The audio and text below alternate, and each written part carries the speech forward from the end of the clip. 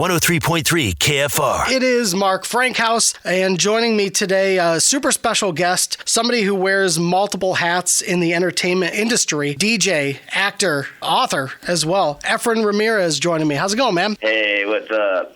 Hey, man, thanks for taking the time to do this. We appreciate it. Like I said, you're all over the place in the entertainment industry. You've been in some serious movies, Employee of the Month. You've made cameos, Nacho Libre, Mr. and Mrs. Smith, of course, your role in Napoleon Dynamite as well. What was it that first drew you into acting? Staying out of trouble. It's I grew up in the neighborhood of Los Angeles, and I grew up with 4 brothers, and my brothers and I would always beat each other up. We're always fighting in the house. Right. We're just guys, we gotta film them. It's either that or build a pirate ship. Right. And then my mom and dad took my brothers and me to theater. And when I started to do theater in Los Angeles, it just changed. It became something else. And it was just something I enjoyed being on stage. It was like I don't know.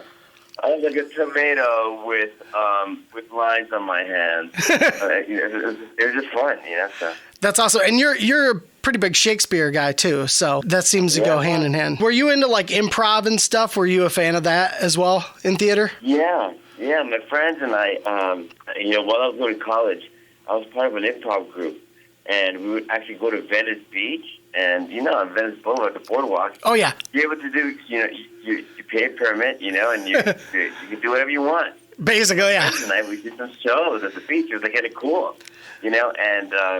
At the end, you think, oh, yeah, I'm going to make a lot of money. I'm going to be rolling in the dough.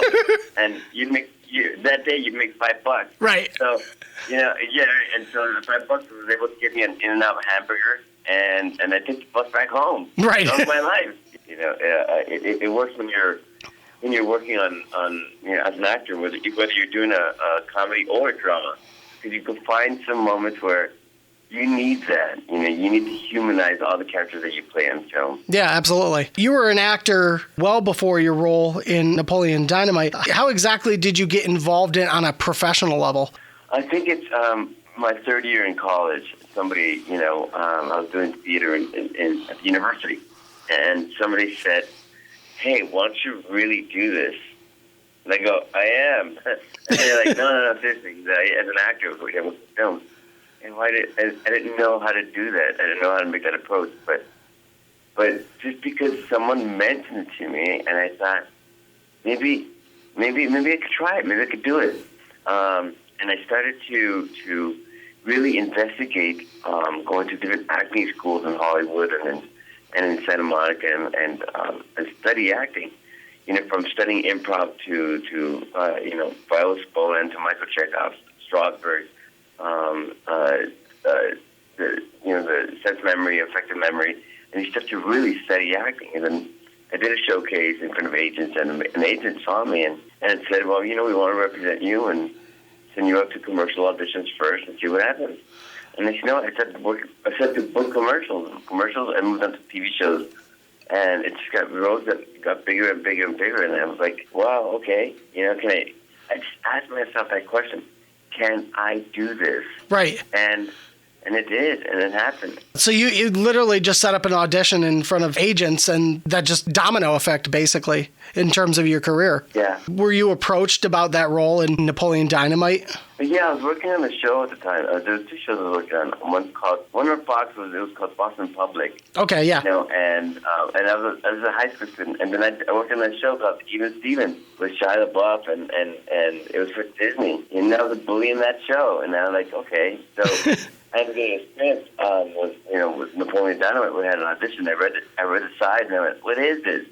This is weird. So, right. Yeah, because this person is completely different. So I remember having to go to my father's closet, and I put on his clothes, and you start to imagine what the character is like, and you go, all right, let's see what happens. So I go to Fox Studios, and I'm like, okay, we do the audition, and next you know, they call me back, and I meet the director and the producers, and they give me some notes, and I do it, and you never know. You just hope that if you do your best and you make sure you know your lines, you get there early, yeah.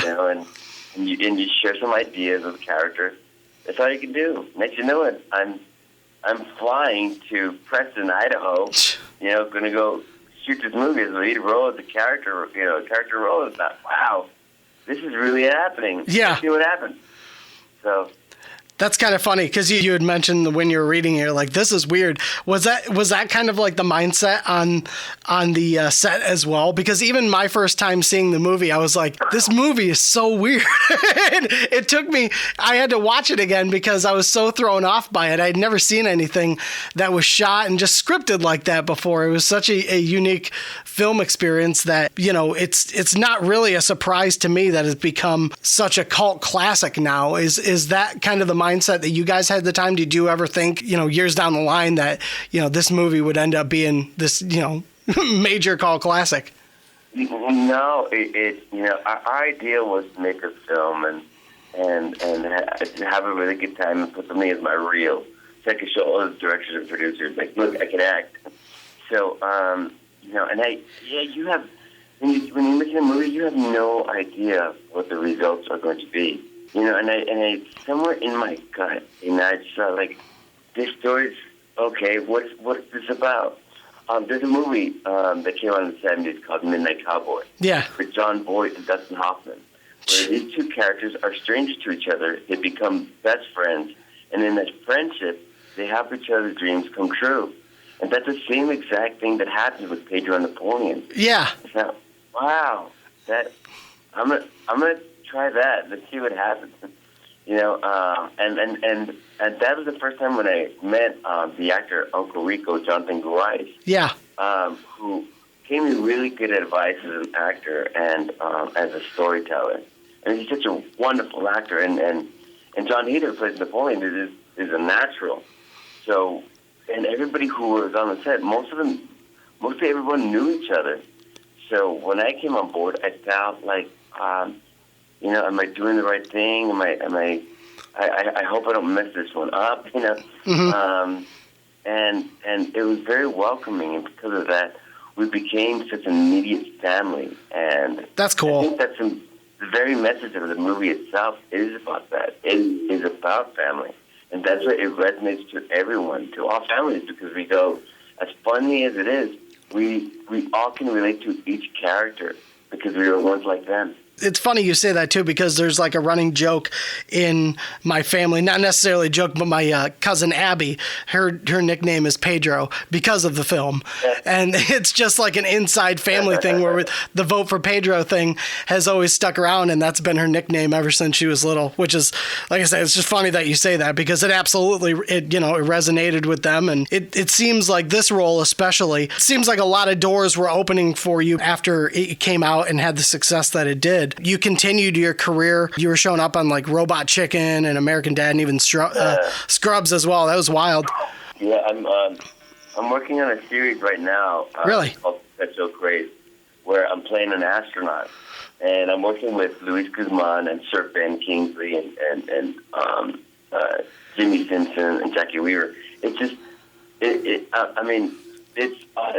since Napoleon Dynamite, I'll do 2 movies a year, and I play so many different characters, and I think it's important to place characters and live their lives. People are drawn to that, and it's good. And that's super important, too, because I've always imagined part of being an actor is you really have to become that character. And there's a fine line that you have to walk. If you're too much, it's almost unbelievable. But there's a fine line when it comes literally becoming that character and not making it feel like one, Yeah. And when you approach material as an actor, it leads to so many more questions. You got to be able to go. Keep thinking, like, what else is there? Because there's so much to a life. You remember, in a movie, there's only 2 hours. Yeah. And lifetime, you're trying to put a lifetime in a period of 2 hours. So it's so much, and you just hope that you continue on exploring, as far as you can, and the director will allow you to do that. So when you're doing take, when you're doing a scene, it matters. Every moment is important.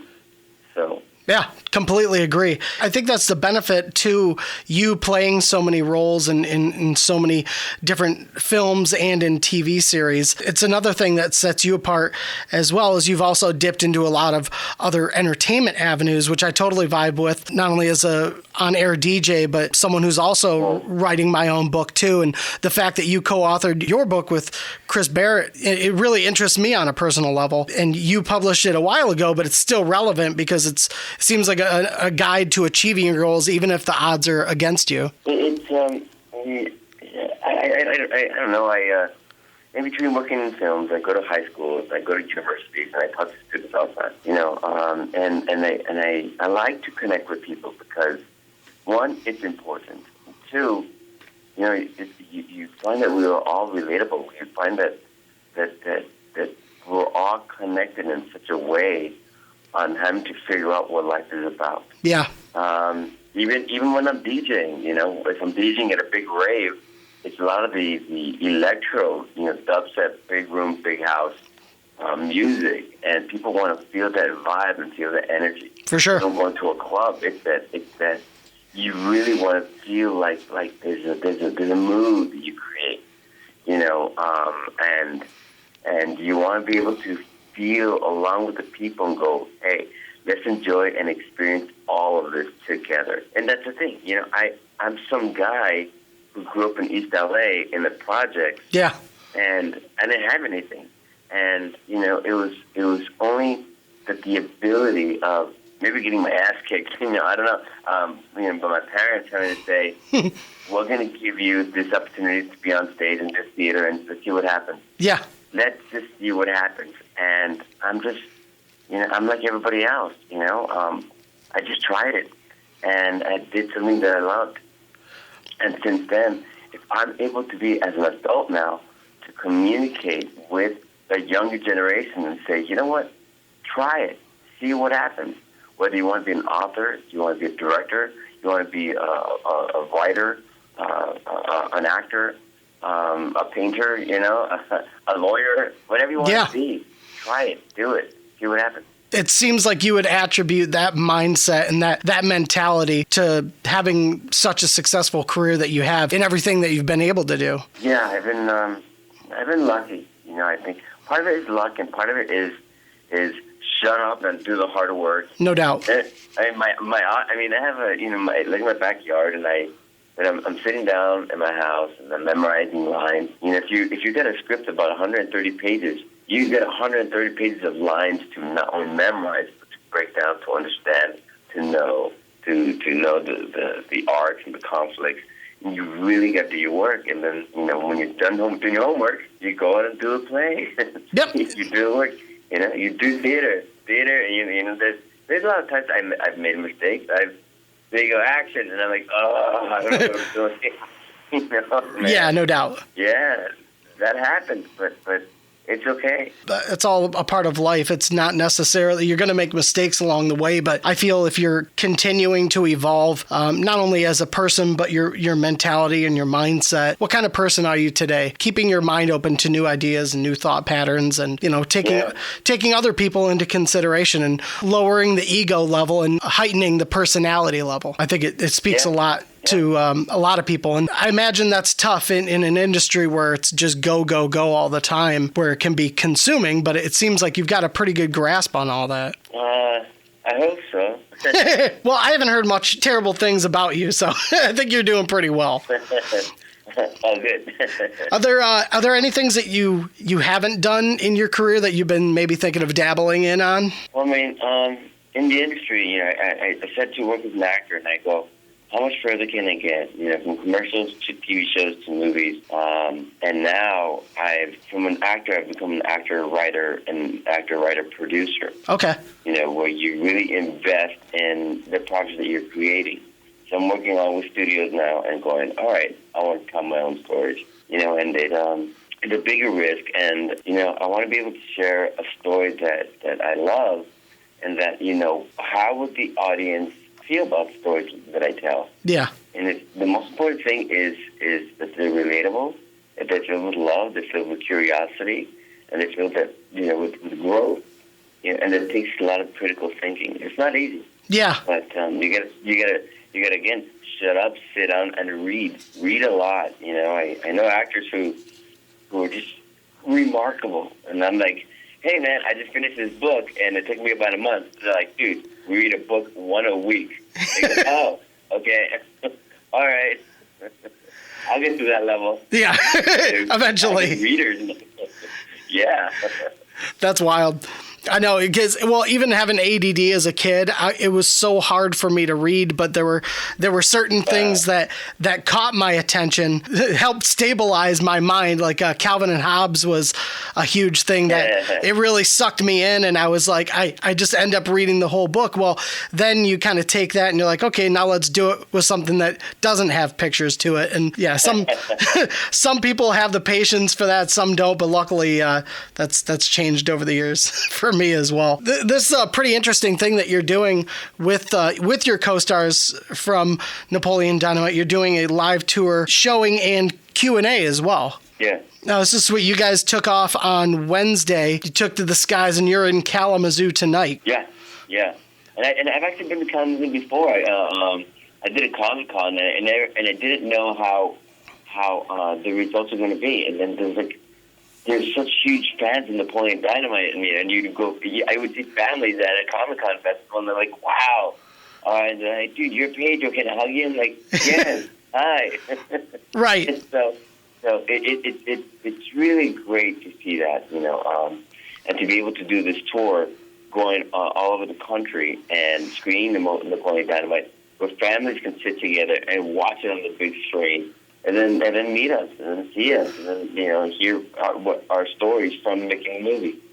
So I'm really excited to be there. It's a cool thing, too, because like you said, it was one role of the career that you've had, but that can also be an open door for someone who's not privy to the fact that you've been in so many other shows and films as well, so they'll go back and discover you. That's what art is all about, discovery, and then even especially when it comes to music, like for me, sometimes it's one song and I'm hooked and I'm like, oh my gosh, and then I'll just go down this rabbit hole of discovery. So it's cool that you were able to be a part of a film, not only a film like that, but to have such a strong character within the film, and that you're doing this as well at the Kalamazoo State Theater tonight. Doors are at 6:30 p.m. Show starts at 7:30 p.m. And there's going to be a showing. And then who's going to be with you tonight at the Kalamazoo State Theater? I believe it'll be the actor played Uncle Rico with John Bryce, and of course Napoleon Dynamite, John Hader. So I love those guys. I've known them for so long, and they live really close to me, So and one of the funny things is that when we're traveling and when people see us together, they do a double turn, going, "What? What the heck?" Right? What is that? Pedro Napoleon? What is that? Uncle Rico? They're like, "What are they doing here?" I'm like, "Yeah, we're going to show, man." Really? What? So it's really cool to see. That's really funny. And tickets are still available. They have general admission tickets, $30 to $35. They also a $75 VIP meet and greet experience. It's super intimate too, because you're in Kalamazoo. It's not like you have to, because there are some cons and stuff that they do in Michigan as well. But it's awesome that you guys are, you've chosen to come to Kalamazoo. To me, on a personal level, I think that's really cool because, back in the 80s and 90s, a lot of people would come through Kalamazoo regularly. And, it seems like a lot of times when it comes to high profile events, a lot of people just stick to the major markets. So it's really cool when you guys make it a point to come to Kalamazoo, still support what we have here locally, because it's an awesome town. It's a very welcoming and progressive town. And I hope they pack it out for you tonight. I'm excited for it. Yeah, me too. Awesome. Well, dude, thanks so much for hanging out with me today. I greatly appreciate it. Good luck on your next project as well. I'm looking forward to seeing that. Thank you, family. Thank you very much.